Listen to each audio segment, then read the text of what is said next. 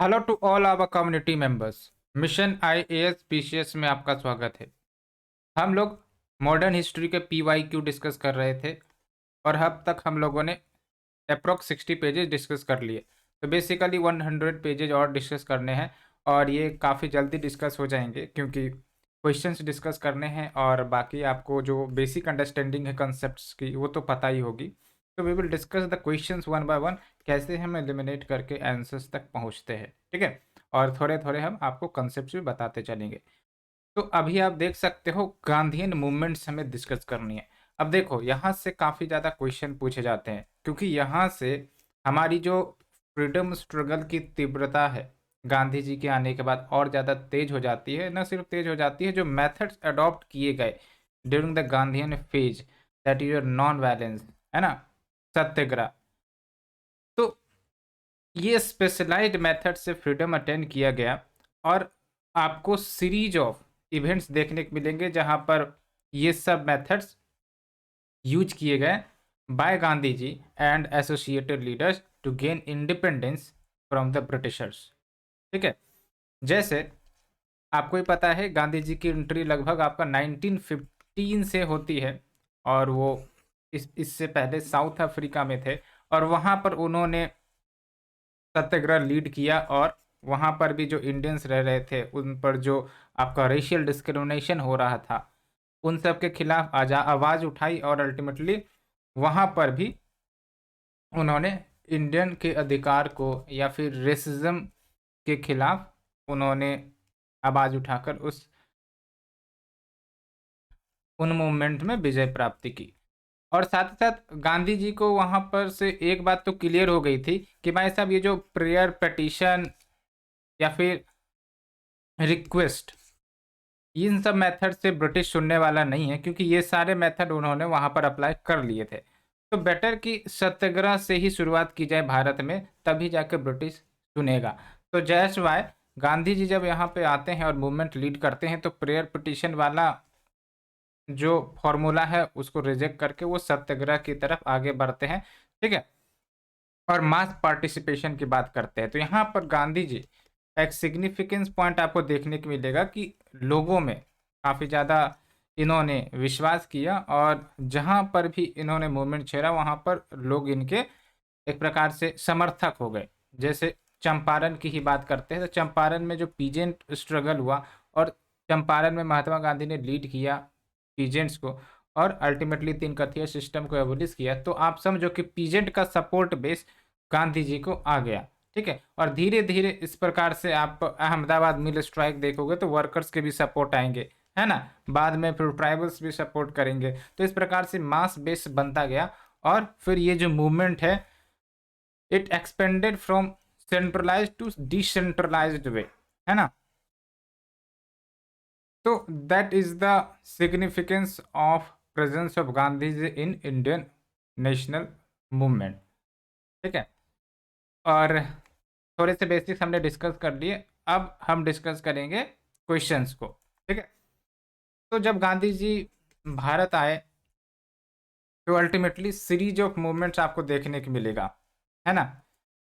सबसे पहली बात तो ये कि गांधी जी आने के बाद थोड़ा सा पूरा भारत भ्रमण करते हैं ताकि उनको जो इश्यूज है जो लोग फेस कर रहे हैं उनको पता चले कि कौन कौन से मुद्दे जो लोग हैं यहाँ के वो फेस कर रहे हैं और उन पर सही से उसका निपटारा किया जाए। तो अल्टीमेटली पूरा भारत भ्रमण करते हैं और उसके बाद सीरीज ऑफ मूवमेंट की शुरुआत होती है। जैसे आपको क्रोनोलॉजी याद रखनी है क्योंकि क्रोनोलॉजी पूछ ली जाती है। CAKER जो मैंने आपको बताया अभी, जो है आपका एक तो C मतलब चंपारण, ठीक है, 1917, ठीक है। फिर अहमदाबाद मिल स्ट्राइक देखोगे, ये सीरीज है। चंपारण के बाद अहमदाबाद मिल स्ट्राइक होता है, फिर खेदा सत्याग्रह होता है, फिर रॉलेट एक्ट होता है। तो CAKER याद रखना आपको आसान होगा। इन सब में गांधी जी इन्वॉल्व थे, ठीक है।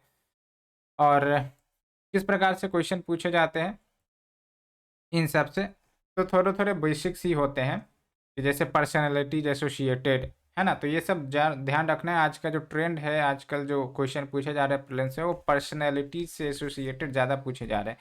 तो यूपीएससी पीवाईक्यू में जो भी पर्सनैलिटीज के नाम है ना, तो कम से कम किन एसोसिएशंस ऑर्गेनाइजेशन से एसोसिएटेड रहे हैं उन सब के बारे में पता हो तो आप एलिमिनेट कर सकते हो। क्योंकि मैंने देखा है पीवाईक्यू जब एनालिसिस मैंने किया तो उससे पता चला कि जो ऑप्शंस दिए जाते हैं वो पीवाईक्यू के ही ऑप्शंस रिपीट होते हैं। तो क्यों ना आप उन पीवाईक्यू में जो पर्सनैलिटीज के नाम है उनके बारे में जान लो, ताकि आप एलिमिनेट कर सको कि हाँ भाई साहब, अगर हमने देखा कि महात्मा गांधी सर्टेन ऑर्गेनाइजेशन से एसोसिएटेड थे, है ना, और फिर आपके ऑप्शंस में लेट से कि महात्मा गांधी के बारे में आता है और उस ऑर्गेनाइजेशन के बारे में आता है, तो आप मार्क कर सको। अगर उन ऑर्गेनाइजेशन के बारे में नहीं आता है तो कोई दूसरा ऑप्शन होगा, ऐसे करके आप एलिमिनेट कर सकते हो। ठीक है, तो चलिए शुरुआत करते हैं।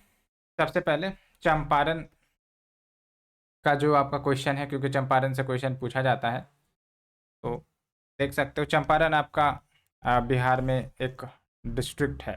ठीक है, चंपारण पीजेंट स्ट्रगल के नाम से भी जाना जाता है। तो क्वेश्चन 1 देखिए, फास्ट ट्रैक तरीके से हम सॉल्व करेंगे। Doctor Rajendra Prasad persuaded Mahatma Gandhi to come to Champaran to investigate the problem of peasants. Question statement 2 देखो, Acharya J B Kripalani was one of Mahatma Gandhi colleagues in his Champaran investigation. तो आप पॉज करके सॉल्व करो, सोचो कि क्या स्टेटमेंट सही है। देखो, क्वेश्चन नंबर 1 का जो फर्स्ट स्टेटमेंट है ना वो गलत है। क्यों गलत है? क्योंकि राजेंद्र प्रसाद ने परसुएड नहीं किया था, राजकुमार शुक्ल ने परसुएड किया था, है ना। जब आपका 1916 में लखनऊ सेशन हो रहा था तो राजकुमार शुक्ल ने वहाँ पर महात्मा गांधी को परसुएड किया था कि भाई साहब आप चंपारण आइए और पीजेंट के जो मुद्दे हैं उसको सॉर्ट आउट करिए। तो आपका फर्स्ट स्टेटमेंट गलत है। दूसरा स्टेटमेंट आप देख लो, Acharya J B Kripalani was one of the Mahatma Gandhi colleagues in his Champaran investigation, बिल्कुल सही। ठीक है, तो इसका मतलब यहाँ आपका बी ऑप्शन सही हो जाएगा। तो ध्यान रखना है। तो ऐसे ऐसे क्वेश्चन पूछ लिए जाते हैं, आपको लगेगा कि भाई साहब ये सही है, लेकिन नहीं। ठीक है, राजकुमार शुक्ल है। तो ऐसा बेसिक आपको पता ही होगा। चंपारण की बात करें तो first act of civil disobedience movement कहते हैं गांधी जी का, और जो आपका अहमदाबाद स्ट्राइक है वो फर्स्ट हंगर स्ट्राइक कहा जाता है महात्मा गांधी का। तो देख लो, Gandhi ji was requested bye राजकुमार शुक्ल, है ना, कि आप जो इंडिगो कल्टिवेटर्स है चंपारण के, उसके प्रॉब्लम्स को सॉर्ट आउट करिए। और ध्यान रखना है, राजेंद्र प्रसाद और बहुत सारे अन्य मेंबर्स थे जो चंपारण मूवमेंट या चंपारण सत्याग्रह से एसोसिएटेड थे। ध्यान रखना है आपको ये नाम, क्योंकि पूछ ले जाते हैं। ठीक है, तो राजेंद्र प्रसाद थे, मजरूल हक थे, जेबी कृपलानी थे और महादेव देसाई थे। ये नाम जरूर याद रखना है ताकि आपको कन्फ्यूजन ना रहे। अगर क्वेश्चन पूछा जाता है which of the following person was associated with Champaran Satyagraha और आपका नाम दे दिया जाएगा मजरूल हक, जेबी कृपलानी, महादेव देसाई, तो ऐसे भी पूछे जाते हैं। अब क्यों हुआ था ये चंपारण सत्याग्रह? बिकॉज तीन खटिया सिस्टम वहां पर प्रिवेल कर रही थी। तीन खटिया सिस्टम क्या है वो आपको पता ही होगा, है ना, कि भाई साहब जो आपके total 20th part of land है तो उसमें 3 पार्ट पर आपका जबरन इंडिगो कल्टीवेट करवाया जाता था। ठीक है, और साथ ही साथ जो पीजेंट्स इंडिगो कल्टीवेट करते थे उसको कौन से प्राइस पे सेल करवाया जाता था? At the price fixed by the European. तो सोचो, उनको सही कीमत भी नहीं मिलती थी। ठीक है, ये सब बातें हैं। तो अल्टीमेटली गांधी जी ने इंटरवीन किया और तिनकठिया सिस्टम का खात्मा हुआ, एंड उसके बाद से पीजेंट्स को ये आज़ादी मिल गई कि जो भी क्रॉप्स वो ग्रो करना चाहे जितने भी पार्ट में वो क्रॉप ग्रो कर सकते हैं। और भी बहुत सारे हुए थे, वो तो आपको पता भी होगा, देख लेना। लेकिन बेसिक्स हमने दिखा दिया कि कैसे क्वेश्चन पूछे जाएंगे। ठीक है, इसके बाद आपका आता है अहमदाबाद स्ट्राइक। ये आपका चंपारण के बाद आता है, ध्यान रखना। इसी को हम फर्स्ट हंगर स्ट्राइक भी कहते हैं। और अहमदाबाद मिल स्ट्राइक में क्या हुआ था कि जो अहमदाबाद मिल है ना, जो मिल ऑनर्स है, उन्होंने प्लेग बोनस को डिसकंटिन्यू करने का डिसीजन लिया। बिकॉज जो इपिडेमिक प्लेग इपिडेमिक था वो खत्म हो गई थी, तो जो प्लेग बोनस एक्स्ट्रा दिए जा रहे थे उसको भी ख़त्म करने का डिसीजन लिया गया था। ठीक है, तो फिर वहाँ के जो वर्कर्स थे उन्होंने बोला कि ठीक है भाई साहब, आप ब्लैक बोनस डिसकंटिन्यू कर दो, लेकिन हमारे वेजेस 50% से हाइक कर दो। तो मिल ओनर ने बोला कि भाई साहब नहीं, हम 50% से तो नहीं, लेकिन 20% हाइक करेंगे। तो जाहिर सी बात है 20% से क्या ही होने वाला था। तो अल्टीमेटली जो गांधी जी हैं उन्होंने मिल ऑनर से नेगोशिएट करने की बात कही और वर्कर से इंटरेक्ट किया और कहा कि भाई साहब ठीक है, आप अपनी डिमांड जारी रखो, लेकिन हाँ 35% वेज हाइक की डिमांड रखो, ठीक है। लेकिन मिल ऑनर्स मानने को तैयार नहीं थे। तो ultimately Gandhi ji March two death, इसलिए कहा जाता है first hunger strike. Gandhi ji का अहमदाबाद मिल स्ट्राइक से शुरू हुआ था, ताकि जो मिल ऑनर्स हैं वो वेज हाइक पर सहमति हो सके, ठीक है।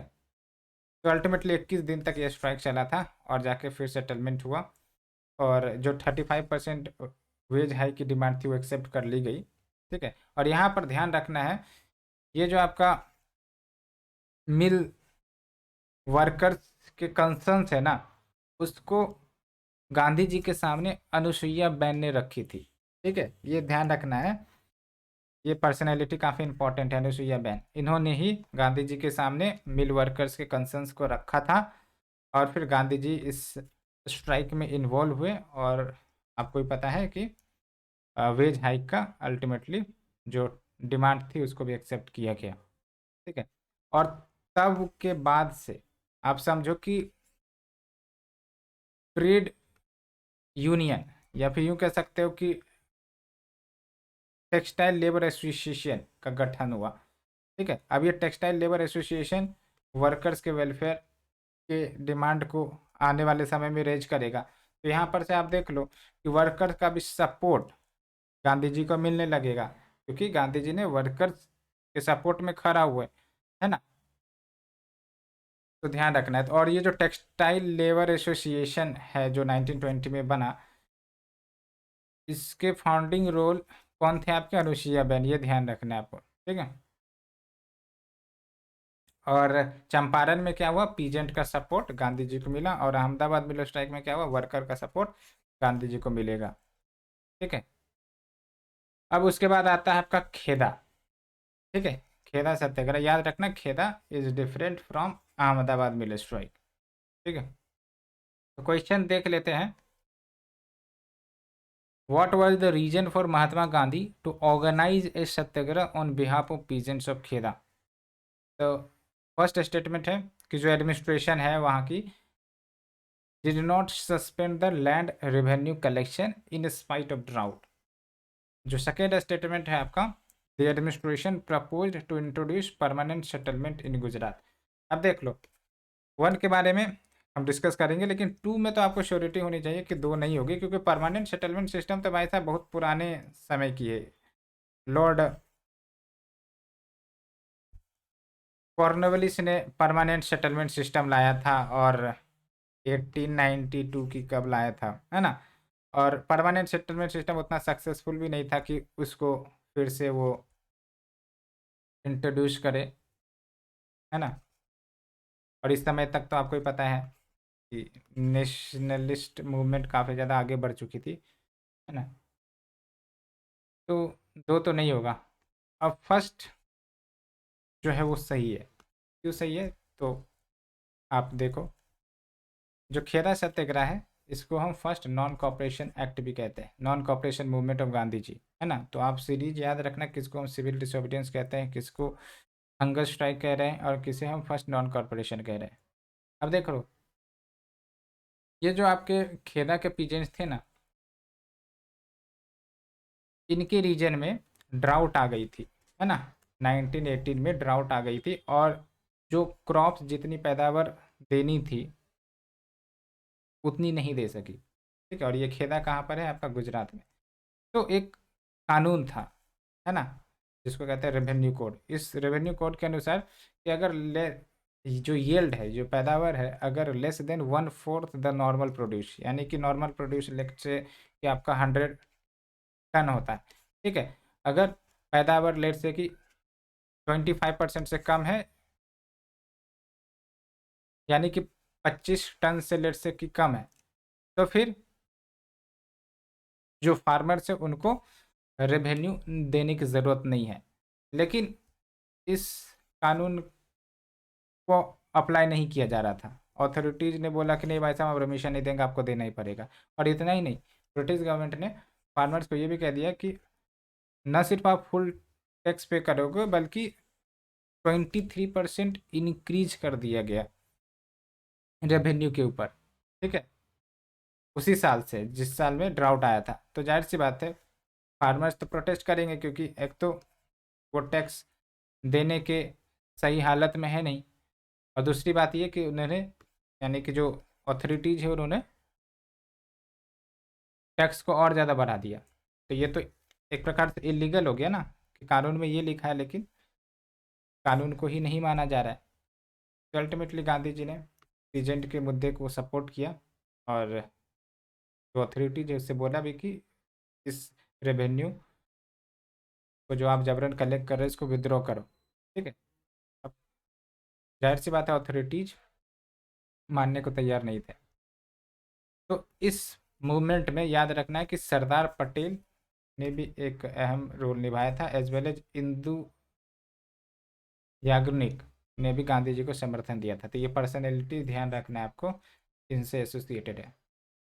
ठीक है, तो अल्टीमेटली जब गांधी जी ने प्रोटेस्ट स्टार्ट किया कि भाई साहब आप नॉन कोऑपरेशन करो, नॉन कोऑपरेशन मतलब क्या, कि जो रेवेन्यू डिमांड की जा रही है उसको देने से मना कर दो। तो अल्टीमेटली गवर्नमेंट को झुकना ही पड़ा, और न सिर्फ उस साल का टैक्स देने पर रोक लगी, बल्कि अगले साल भी टैक्स देने पर रोक लग गई, और साथ ही साथ जो रेट में बढ़ोतरी की गई थी उस रेट में भी कमी की गई।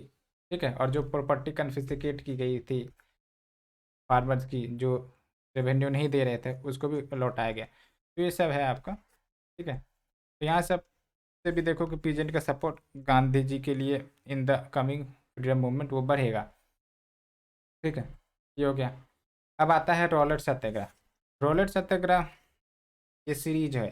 ठीक है, तो हमने बोला ना CAKER, तो हमने खेदा तक डिस्कस किया, अब रॉलेट डिस्कस करेंगे। ठीक है, अब रॉलेट में सबसे इम्पोर्टेंट बात यह है कि इसको ब्लैक एक्ट भी कहते हैं, क्योंकि इसमें क्या था, एक प्रकार से प्रिवेंटिव डिटेंशन का कंसेप्ट था। प्रिवेंटिव डिटेंशन यानी कि ना वकील ना दलील ना अपील, है ना, डायरेक्ट एकदम जिसको शक हो कि हाँ भाई साहब ये जो है डिस्टर्बेंसेस फैला रहा है उसको अरेस्ट कर लो, है ना।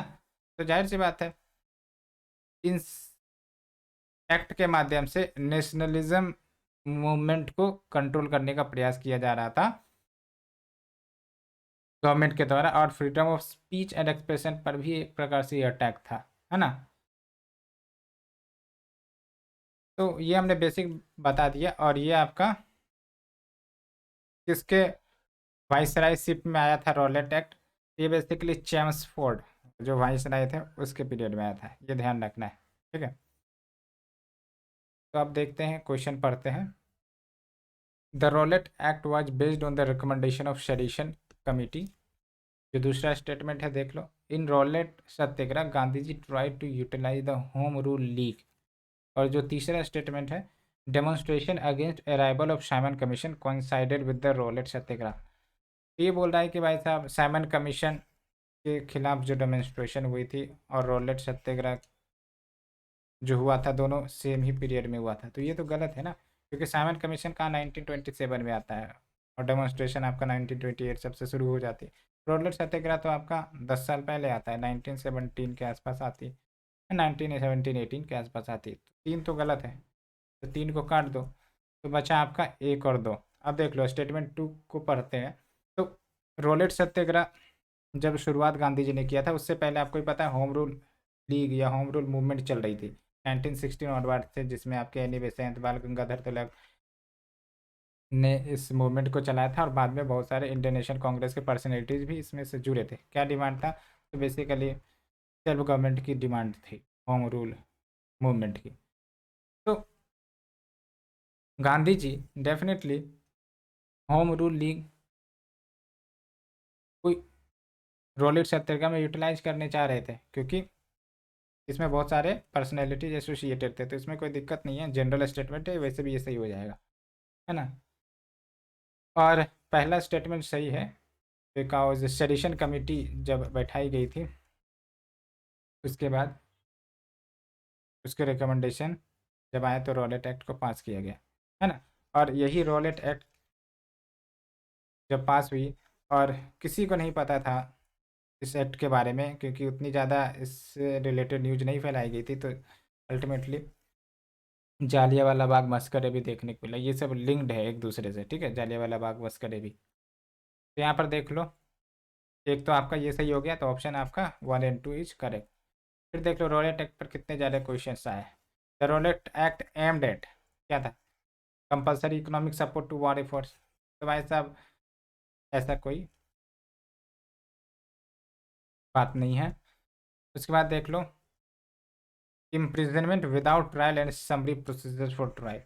वही मैंने आपको बताया, ना वकील ना दलील ना अपील, डायरेक्ट एकदम इम्प्रिजनमेंट कर दो। It is like preventive detention, है ना, मतलब शक के आधार पर अरेस्ट कर लिया जाए। उसके बाद सी देखो, सपरेशन ऑफ खिलाफत मूवमेंट। खिलाफत मूवमेंट के सपरेशन के लिए आया था, ऐसा कोई बात नहीं है। खिलाफत मूवमेंट तो 1920 से स्टार्ट हुई थी, ये एक्ट तो 1918-19 के आसपास आया था। और उसके बाद देख लो, imposition of restrictions of freedom of press, ये भी नहीं है, ठीक है।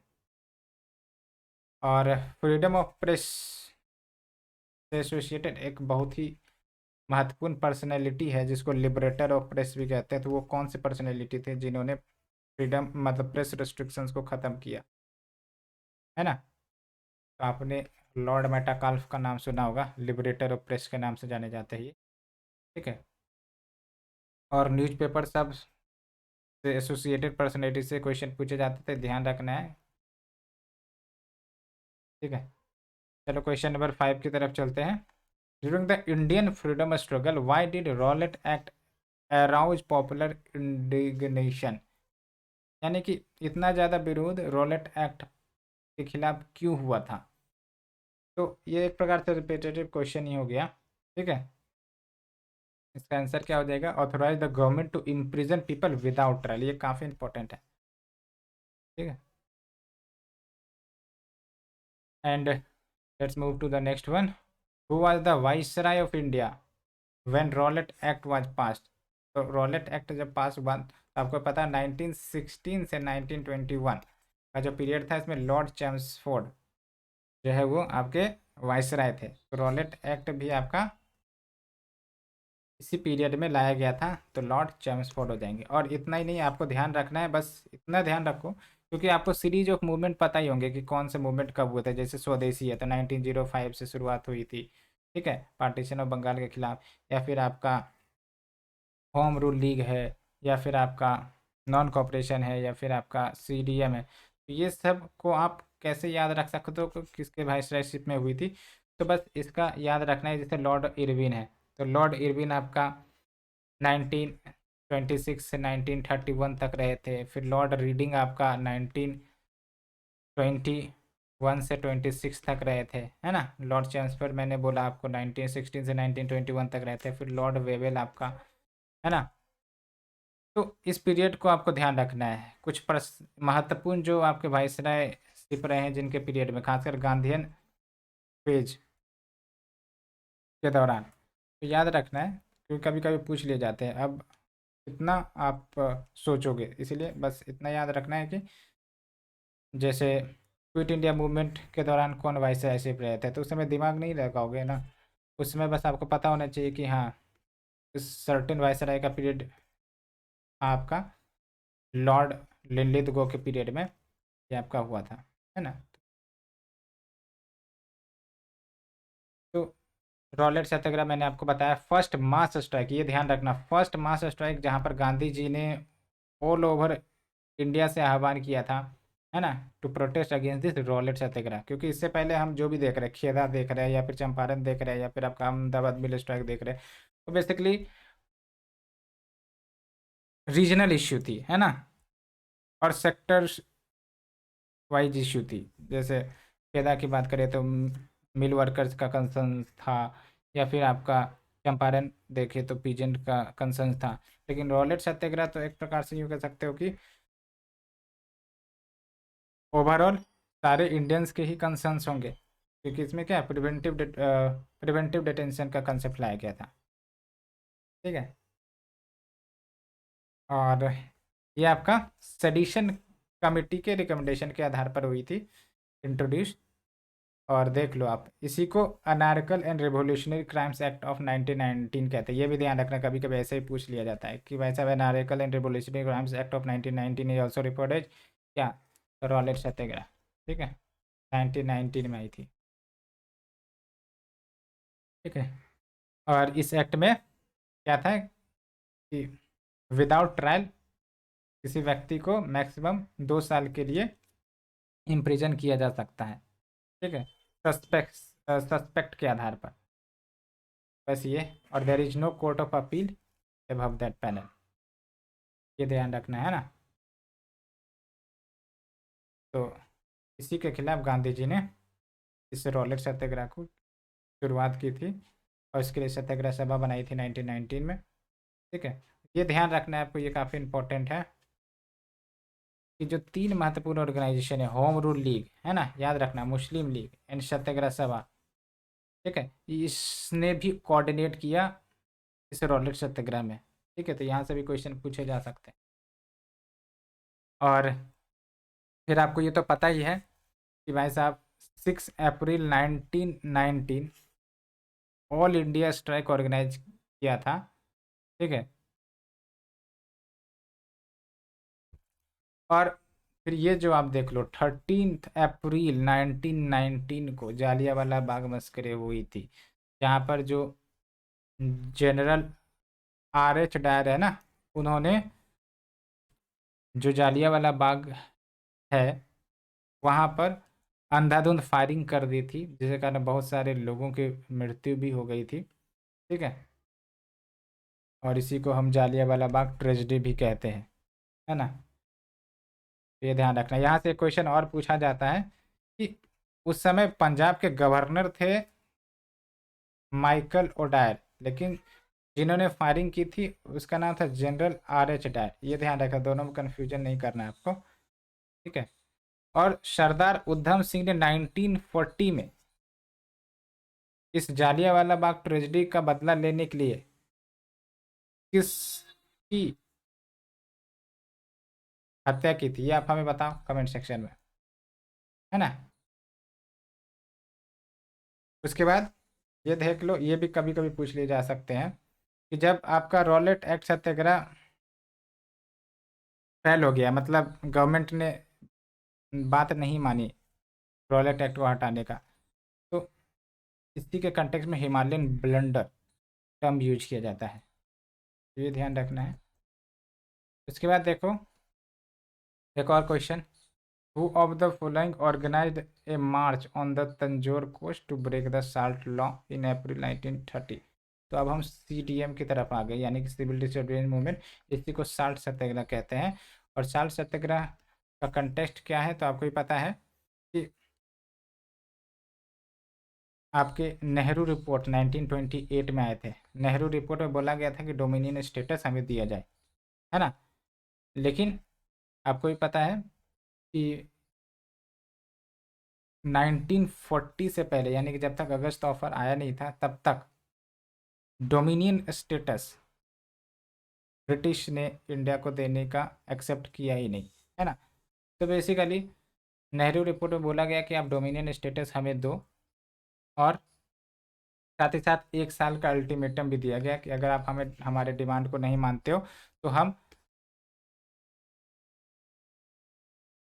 पूर्ण स्वराज यानी कि कंप्लीट इंडिपेंडेंस की तरफ आगे बढ़ेंगे।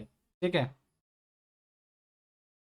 और साथ ही साथ हम CDM यानी कि सिविल डिसोबीडियंस मूवमेंट की भी शुरुआत करेंगे। ठीक है, तो अल्टीमेटली उसके बाद आपका इरविन का डिक्लेरेशन आता है, क्योंकि इरविन उस समय वाइसराय थे। तो बेसिकली इरविन ने ये तो बोला कि आने वाले समय में हम डोमिनियन स्टेटस देंगे, है ना, लेकिन कब देंगे कुछ भी गारंटी नहीं थी। ठीक है, तो बस एक प्रकार से बहलाने फुसलाने के लिए ये इरविन ने स्टेटमेंट रखा था, कोई श्योरिटी नहीं थी कि कब दिया जाएगा। और साथ ही साथ इरविन ने यह भी बोला था कि भाई साहब हम जब साइमन कमीशन की रिपोर्ट आ जाएगी तब हम राउंड टेबल कॉन्फ्रेंस करेंगे, आप सबसे सजेशन लेंगे, यानी कि जो भी आपके इंडियन पॉलिटिकल पार्टीज हैं उन सबसे सजेशन लेंगे कॉन्स्टिट्यूशन रिफॉर्म्स के रिगार्डिंग, है ना। अब उसके बाद दिल्ली मैनिफेस्टो ऑर्गेनाइज की जाती है प्रोमिनेंट पॉलिटिकल लीडर्स के तरफ से 1929 में, ठीक है। नेहरू रिपोर्ट आया 1928 में, और उसके बाद आपका इरविन का डिक्लेरेशन आता है, उसके बाद आपका ये Delhi manifesto prominent political leaders की तरफ से ऑर्गेनाइज की जाती है, ठीक है। और जो डिमांड रखी गई थी कि आने वाले समय में राउंड टेबल कॉन्फ्रेंस ऑर्गेनाइज की जाएगी और आप सबको भी पार्टिसिपेट करना होगा, इरविन ने ये डिमांड रखी थी। तो भाई साहब दिल्ली मैनिफेस्टो के तहत ये बात बोली गई कि अगर हम राउंड टेबल कॉन्फ्रेंस को अटेंड करेंगे तो आपने हमें सर्टेन कंडीशंस को मानना पड़ेगा, ठीक है। तो वो क्या कुछ डिमांड्स बोली गई थी, तो एक तो ये बोला दिया गया था कि जो राउंड टेबल कॉन्फ्रेंस होगा उसमें ये बात नहीं कहो कि हम आने वाले समय में डोमिनियन स्टेटस देंगे, ठीक है। आपको देना तो होगा ही होगा, साथ ही साथ आप ये बताओ उस कॉन्फ्रेंस में कि कैसे डोमिनियन स्टेटस को आप इम्प्लीमेंट करने वाले हो, है ना। क्योंकि देंगे देंगे ये तो बात आप बहुत पहले से बोल रहे हो, कैसे इम्प्लीमेंट करना है, यानी कि सीधी बात कहें तो डोमिनियन स्टेटस पर जोर दिया गया था इस दिल्ली मैनिफेस्टो में। और साथ ही साथ जो पॉलिटिकल प्रिजनर्स थे उस पर नर्म व्यवहार किया जाए, ये भी बात बोली गई थी, ठीक है। अब जाहिर सी बात है इरविन ने इस प्रपोजल को रिजेक्ट कर दिया, ठीक है। अब इरविन ने इस प्रपोजल को रिजेक्ट किया। अब जो भी आपके इंडियन नेशनल लीडर्स थे, है ना, या फिर आईएनसी सब के जो लीडर्स थे उनको एक प्रकार से चोट पहुंची, और अगले ही बार आपका लाहौर सेशन होने वाला था, ठीक है, कांग्रेस का।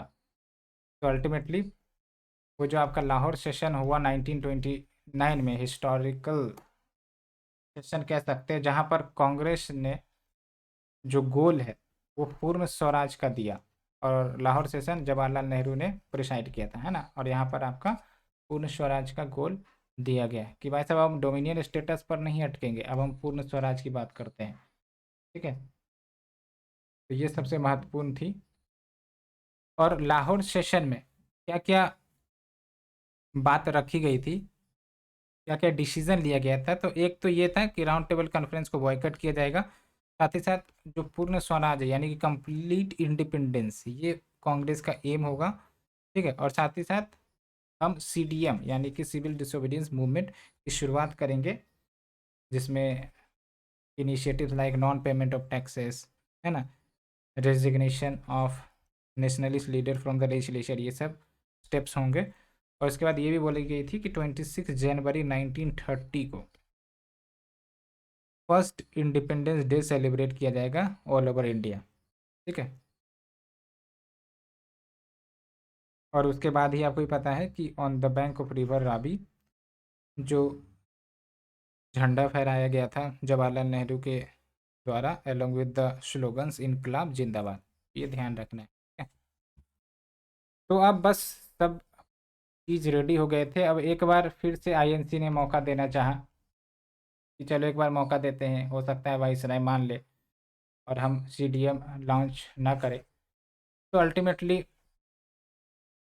आपका गांधी जी ने 11 डिमांड रखा इरविन के सामने, है ना। यहाँ पर देखो आप, ठीक है। मार्च 1930 में Gandhi ji wrote in the newspaper Young India, ये ध्यान रखना यंग इंडिया गांधी जी का ये, कि सिविल डिसोबीडियंस मूवमेंट वो शुरू नहीं करेंगे अगर गवर्नमेंट 11 पॉइंट डिमांड को एक्सेप्ट कर लेते हैं। लेकिन लॉर्ड इरविन की औकात देखो, वो कुछ भी एक्सेप्ट करने को तैयार नहीं थे, कुछ भी प्रपोजल एक्सेप्ट करने को तैयार नहीं थे। तो अल्टीमेटली गांधी जी को सीडीएम लॉन्च करना पड़ा। और ध्यान रखना है इससे भी क्वेश्चन पूछे गए हैं कि 11 पॉइंट डिमांड्स में क्या क्या चीज़ें हैं। तो एक तो ये है कि प्रोहिबिटिंग द इंटॉक्सिकेंट्स, इसके बाद रुपी एंड स्टर्लिंग के बीच जो एक्सचेंज रेट है उसको आप चेंज करो। और ये देख लो, reduce the rate of land revenue, abolition of salt tax, ये ध्यान रखना है, except the post reservation bill. उसके बाद abolish the CID department and release of all political prisoners and issue license of arms to citizens for self protection, यानी कि arm रखने का, हथियार रखने का लाइसेंस दिया जाए टू द सिटीजन, ताकि वो अपने सेल्फ प्रोटेक्शन कर सके। ठीक है, लेकिन इस प्रपोजल का इरविन ने कोई रिस्पॉन्ड नहीं दिया, तो गांधी जी ने सीडीएम को स्टार्ट कर दी। तो सीडीएम स्टार्ट होने से पहले आप सोचो कि कितनी वेरियस इंसिडेंट्स रिस्पॉन्सिबल थी, है ना। तो ये सब बातें हैं। एंड अगर हम बेसिक्स की बात करें सीडीएम की, यानी कि सिविल डिसोबीडियंस मूवमेंट की, तो बेसिकली ध्यान रखना है, साबरमती आश्रम से शुरू हुई थी और ये डांडी जो गुजरात में है वहाँ तक ये डेलीगेशन गया था। और वहाँ पर डांडी में जाके साल्ट लॉ ब्रेक किया गया गांधी जी के द्वारा। और कब स्टार्ट हुआ था आपका? 6 अप्रैल 9, हाँ 6 अप्रैल नहीं, 12 मार्च 1930 से स्टार्ट होता है और 6 अप्रैल 1930 तक चलता है ना, from Sabarmati Ashram to Dandi on the Gujarat coast. उसके बाद ये ध्यान रखना है आपको कि 78 डेलीगेट्स या फिर पर्सनैलिटीज गांधी जी के साथ गए थे फ्रॉम साबरमती टू डांडी, लेकिन इस 78 डेलीगेट्स में कोई भी वोमेन नहीं थी, है ना। वोमेन का प्रेजेंस आपको तब देखने को मिलता है जब गांधी जी डांडी पहुंचते, तो वहां पर सरोजनी नायडू जो है वहां पर मौजूद होती हैं, और एक और वोमेन है जो वहां पर मौजूद होती हैं, वो हम देखेंगे कौन से हैं। वो यहाँ पर देखो होगा, हाँ, कमला देवी चट्टोपाध्याय। ठीक है, इन्होंने ही प्रस्यूड किया था कि जो आप साल्ट एजिटेशन को लॉन्च किए हो, it should not be restricted to man alone, तो महिलाओं को भी ये प्रोटेस्ट करने का अधिकार दिया जाए। तब गांधी जी ने बेसिकली वोमेन के पार्टिसिपेशन को भी एक्सेप्ट करवाया। ठीक है, तो ये ध्यान रखना है आपको। और उसके बाद आपको ही पता है, ब्रिटिश अपना काम करेगी, यानी कि सबको अरेस्ट करेगी, जेल भेजेगी। ठीक है, तो इस दौरान बेसिकली जब सीडीएम चल रहा था तो गांधी जी सबको अरेस्ट कर लिए थे। और इसी दौरान आपका first round table conference organise किया गया था इरविन की तरफ से 1930 में, लेकिन वो आईएनसी की तरफ से अटेंड नहीं किए गए थे। मैंने तो आपको आरटीएम के बारे में बताया ही है ना। गांधी जी ने सेकेंड राउंड टेबल कॉन्फ्रेंस को ज्वाइन करना एक्सेप्ट किया। अब सेकेंड राउंड टेबल कॉन्फ्रेंस को ज्वाइन करने के बारे में सहमति बनी कैसे, तो गांधी इरविन पैक्ट इससे पहले हुई थी। ठीक है, और गांधी इरविन पैक्ट में इरविन ने गांधी जी के सर्टेन डिमांड्स को एक्सेप्ट किया था, तभी जाके गांधी जी ने पार्टिसिपेशन पर सहमति जताई थी। ठीक है, तो कौन से डिमांड एक्सेप्ट किए गए, तो ये देख लो। ये गांधी रिबन पैक्ट, ये ध्यान रखना, 5 मार्च 1931 काफ़ी इंपॉर्टेंट डेट है ये। एक तो ये है कि withdraw all ordinance and pending prosecutions, release all political prisoners except those who were guilty of violence, ये ध्यान रखना, यहाँ से भी क्वेश्चन प्रीलिम्स से पूछे हैं। ठीक है, और भी आप देख लेना, लेकिन कौन कौन से डिमांड नहीं एक्सेप्ट किए गए ये ध्यान रखना।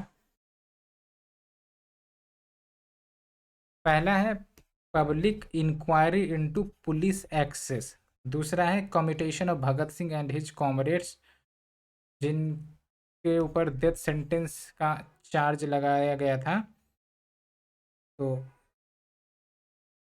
इन दो डिमांड को एक्सेप्ट नहीं किया गया था, है ना। दैट्स वाई 1931 में जब आपका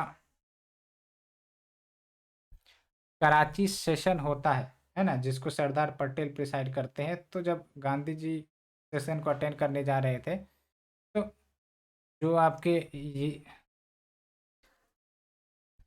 यंग लीडर्स थे, है ना, प्रोटेस्टर थे, उन्होंने गांधी जी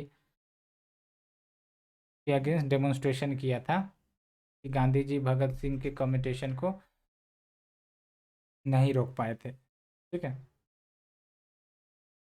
तो ये बात है। तो ये मैंने आपको बेसिक डिस्कस कर दिया। अब सबसे इम्पोर्टेंट बात ये है कि पर्सनैलिटीज पूछ लिए जाते हैं। ठीक है, साल सत्याग्रह से एसोसिएटेड पर्सनैलिटी कौन कहाँ से लीड किए थे? तो बारदोली सत्याग्रह सरदार पटेल ने लीड किया था, इसी को नो टैक्स कैंपेन भी कहते हैं। और गांधी जी ने सपोर्ट किया था बारदोली सत्याग्रह को by writing in his young India. Young India भी उन्हीं की थी, इंडियन ओपिनियन भी उन्हीं की थी। उसके बाद कमला देवी चट्टोपाध्याय, सरोजनी नायडू, मनीलाल इमाम साहेब, इन्होंने धरासना साल्ट सत्याग्रह किया था। ये याद रखना, पर्सनैलिटी एसोसिएटेड। धरासना साल्ट सत्याग्रह में सरोजनी नायडू और मनीलाल इमाम साहेब। उसके बाद सी राजगोपालचारी, ये बेदरनमन साल्ट सत्याग्रह से एसोसिएटेड है। ठीक है, और ये आपका कहाँ पे ऑर्गेनाइज हुआ था? तिरुचिपल्ली से शुरू हुई थी और वेदरमन में जाके ख़त्म हुई, तंजौर कोस्ट के किनारे। ठीक है, उसके बाद पय्यनूर साल्ट सत्याग्रह। तो पय्यनूर साल्ट सत्याग्रह बेसिकली ये केलप्पन की लीडरशिप में ऑर्गेनाइज की गई थी। इन्हीं को केरला गांधी भी कहते हैं। ठीक है, तो ये ध्यान रखना, पय्यनूर साल्ट सत्याग्रह से एसोसिएटेड कौन है? के केलप्पन, इसी को केरला गांधी भी कहते हैं। उसके बाद आपका 1940 में हम चलते हैं। 1940 जो इंडिविजुअल सत्याग्रह। ठीक है, तो अब इंडिविजुअल सत्याग्रह के बेसिक्स को आप समझो कि 1940 में आपका क्या क्या इवेंट चल रहा था। एक तो आपका वर्ल्ड वॉर 2 चल रही थी, जहाँ पर ब्रिटेन जीत रहा था। उस समय ब्रिटेन जीत रहा था जर्मनी से। ठीक है, और उसके बाद हमारे यहाँ नेशनलिस्ट मूवमेंट का तो प्रोटेस्ट चल ही रहा था।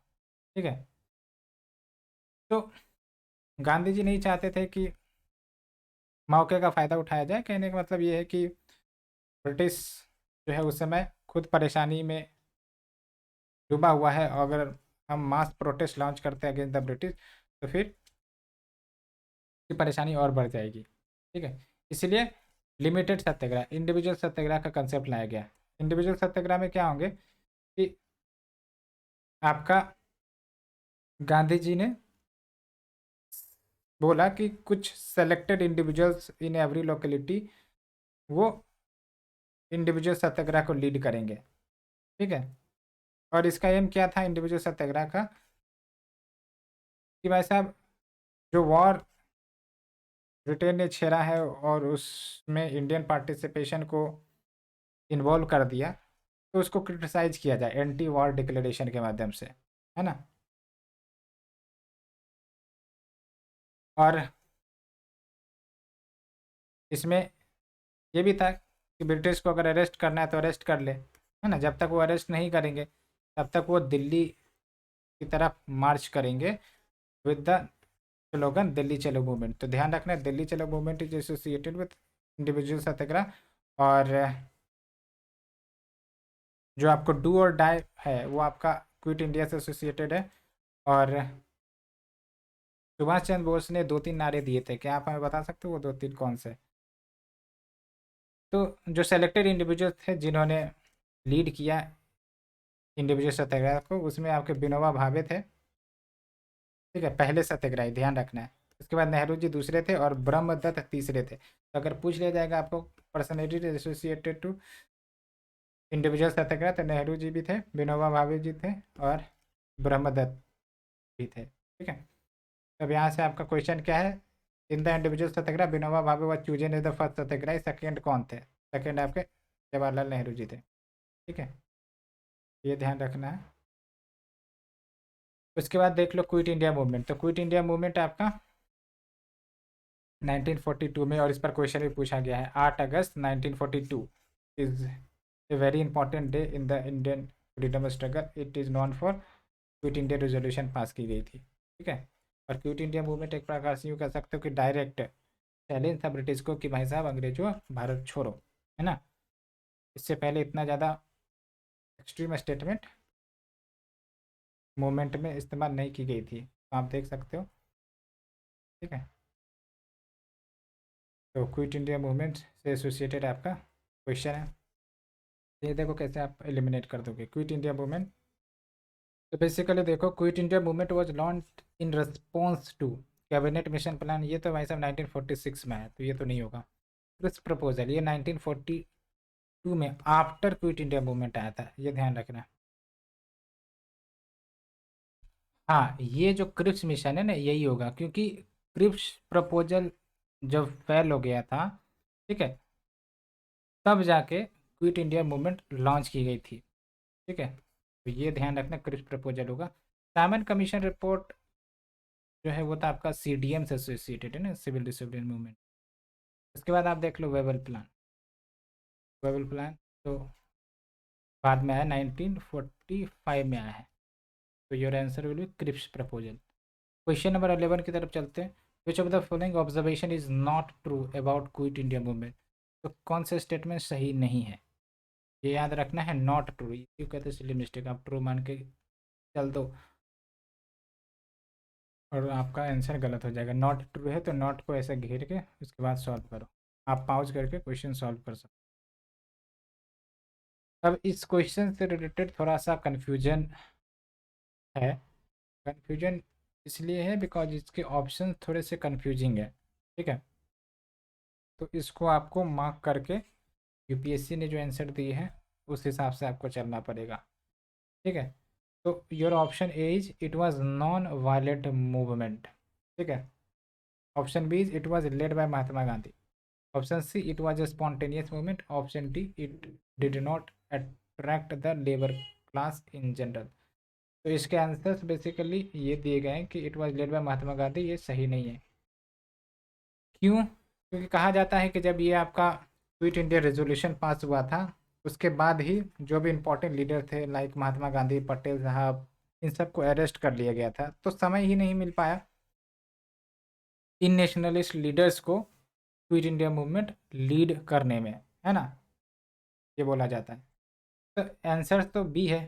वैसे अगर ऑप्शन ए को देखें, it was non violent movement, तो शुरुआती स्टेज में ये नॉन वायलेंट था लेकिन बाद में ये मूवमेंट वायलेंट हो गई थी, है ना, इसलिए इस ऑप्शन ए में कन्फ्यूजन रहता है। ठीक है, और ये ध्यान रखना it did not attract the labour class in general, तो ये ट्रू है। ठीक है, तो हो सकता है बाद में क्वेश्चन फ्रेम करे और यही ऑप्शन डाल दे तो आपको डाउट नहीं रहनी चाहिए। ठीक है, उसके बाद देखो, with reference to Indian freedom struggle Usha Mehta is well known for. ये काफ़ी इंपॉर्टेंट है, क्वेश्चन पूछी गई है। Women's participation in the freedom movement in the quit India movement से एसोसिएटेड क्वेश्चन है। ठीक है, उषा मेहता किस लिए जानी जाती है? तो option A is running the secret Congress radio in the wake up of quit India movement. Option B participating in the second round table conference. Option C leading a contingent of Indian national army. Option D assisting in the formation of interim government under Pandit Jawaharlal Nehru. अब देखो, जब quit India movement शुरू हुई थी तो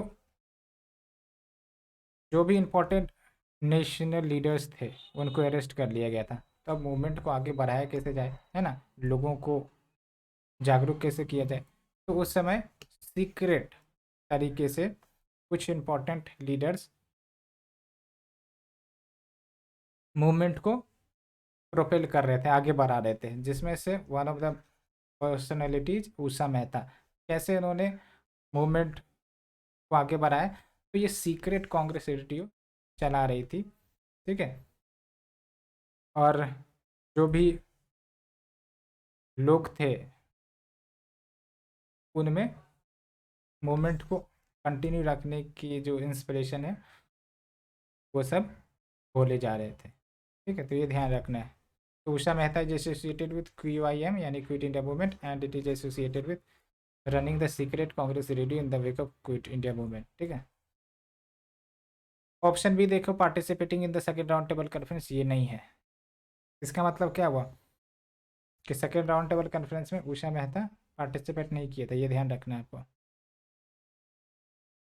उसके बाद leading a contingent of Indian national army, ये काफ़ी इंपॉर्टेंट है, भले उषा मेहता नहीं है लेकिन इसका आंसर क्या है? Women contingent Indian national army के किस वुमेन पर्सनैलिटी ने लीड किया था, ये आप हमें बताओ, क्योंकि यहाँ से क्वेश्चन बनता है। अब चलते हैं क्वेश्चन नंबर 13।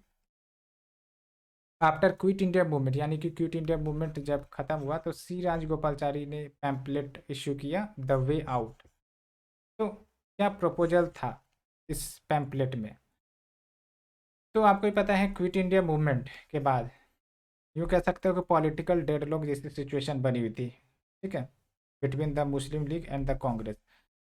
तो मुस्लिम लीग आईएनसी के डिमांड को एक्सेप्ट नहीं करती थी, और आईएनसी मुस्लिम लीग के डिमांड को नहीं। मुस्लिम लीग पार्टीशन पार्टीशन की बात करता था, है ना, और आईएनसी बोलता था नहीं, पार्टीशन नहीं चाहिए, है ना।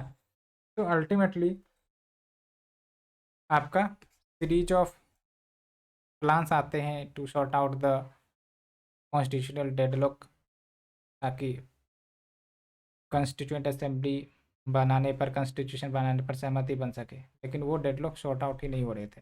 जैसे आपका वेबल प्लान भी आएगा, सिमलर का रेफरेंस भी आएगा, है ना।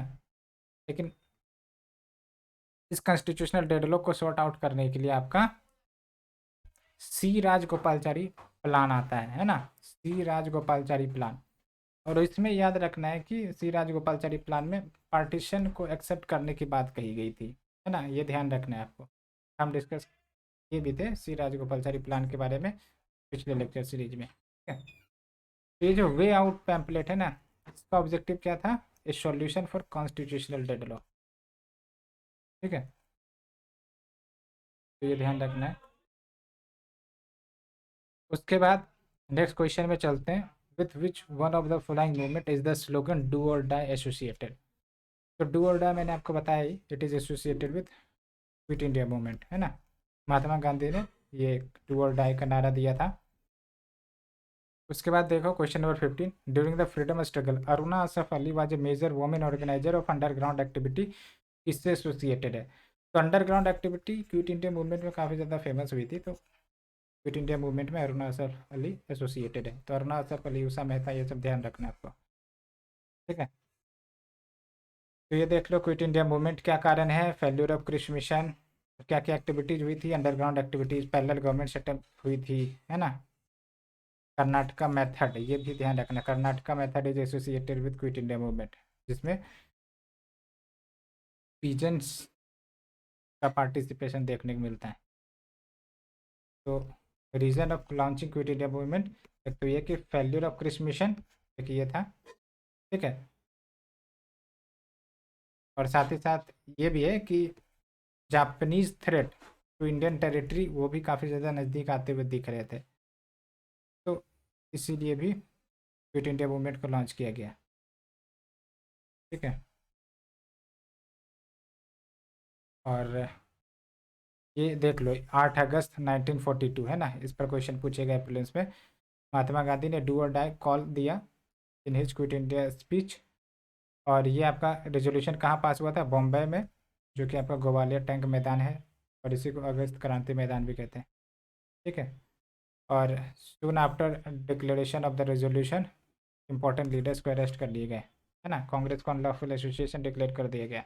यहाँ पर देखो, first half of the movement was peaceful, यहाँ पर डेमोन्स्ट्रेशन प्रोसेशन किए जा रहे थे, ठीक है। लेकिन second half of the movement देखो वायलेंट है ना। पोस्ट ऑफिस में आग लगा दी गई, गवर्नमेंट बिल्डिंग्स में आग लगा दी गई, है ना। और फिर लॉर्ड लिंलिथ गो, जो उस समय के आपके वाइसरायशिप में थे, इन्होंने वायलेंस की पॉलिसी भी अपनाई, ठीक है। और ये ध्यान रखना है, कहा गया after the arrest of major leaders Aruna Asaf Ali, इन्होंने ऑल इंडिया कांग्रेस कमेटी के सेशन को प्रेसाइड किया, जिस पर क्वेश्चन भी पूछे गए, ठीक है। ये सब बातें हो गई। ये देख लो, उषा मेहता, है ना, जो आपके सीक्रेट रेडियो चलाती है। और यहाँ पर देख लो, बैंड ऑफ ऑर्डिनरी पीजेंट्स, उन्होंने भी क्विट इंडिया मूवमेंट में कंट्रीब्यूट किया। और इसी को कर्नाटका मेथड भी कहते हैं, ये ध्यान रखना है, ठीक है। उसके बाद कॉमनलिज्म पर एक क्वेश्चन है ना। कॉमनलिज्म पर क्वेश्चन जनरली यहाँ से आते हैं, जो आपका सेपरेट इलेक्टोरेट दलित को दी गई, या फिर आपका 1909 एक्ट में सेपरेट इलेक्टोरेट मुस्लिम्स को फर्स्ट टाइम एक्सटेंड किया गया, और ये पूना पैक्ट याद रखना 24 सितंबर 1932 को हुई थी। तो देख लो यहाँ पर एक क्वेश्चन है, Mahatma Gandhi undertook fast and to death in 1932, क्यों? क्यों? इसका कारण एक ही है, रामसे मैकडोनाल्ड ने Commonwealth award for the Dalit के लिए लगा दी थी, ठीक है।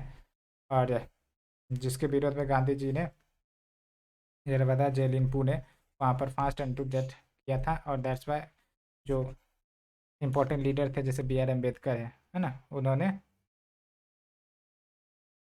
पूना पैक्ट साइन करवाया, जिसके मदद से ये सेपरेट इलेक्टोरेट के कंसेप्ट को फॉर द दलित इसको हटाया गया, है ना। तो ये बातें हैं। तो यहाँ तक हमने डिस्कस किया, hope you understood all these. तो सारे क्वेश्चंस हमने डिस्कस कर लिए, अब बस कुछ ही हैं जो आपके tribal revolt, civil revolution, peasant movement, यहाँ से भी क्वेश्चंस पूछे जाते हैं। बस आपको personalities and nature of the tribal revolts इनके बारे में जानना है, बेसिक्स होगा। तो आज के लिए इतना ही friend, thank you very much.